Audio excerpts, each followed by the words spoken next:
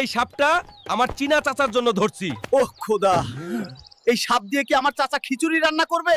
কাকু, আমি আপনার জন্য তাজা সাপ ধরছি, আপনি এখন খাবেন? না না, আমি এখন সাপ খাবো না ভাই, আমি এখন নিরামিষাশী। এবার হাল্ক ভাই নিজেই সাপ খিচুড়ি খাবে।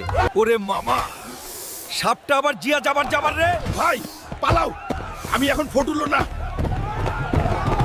আমি চীনা কোকিলের জন্য আর কিচ্ছু ধরবো না বাবু।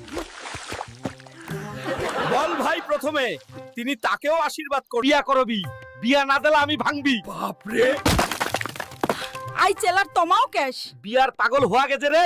এইবার শান্ত হয়ে যাও, আমি তোমাকে একটা বউ দিচ্ছি। এই এখন তুমি খুশি? এইবার আমি আনন্দে ফেটে পড়ছি। আমার বউ কোথায় গেল? হাল্ক ভাই, আপনার বউ পালাইছে। কি? বিয়ের রাতেই পালাইছে।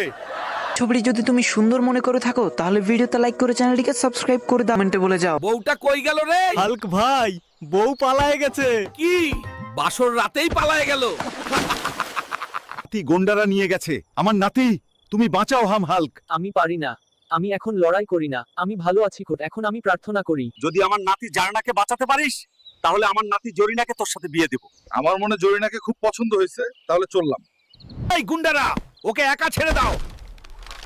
কে তুমি? আমি হাল্ক ভাই, গ্রামের দুঃস্বপ্ন। থ্যাংক ইউ হাল্ক ভাই। Seeing your smile makes me happy.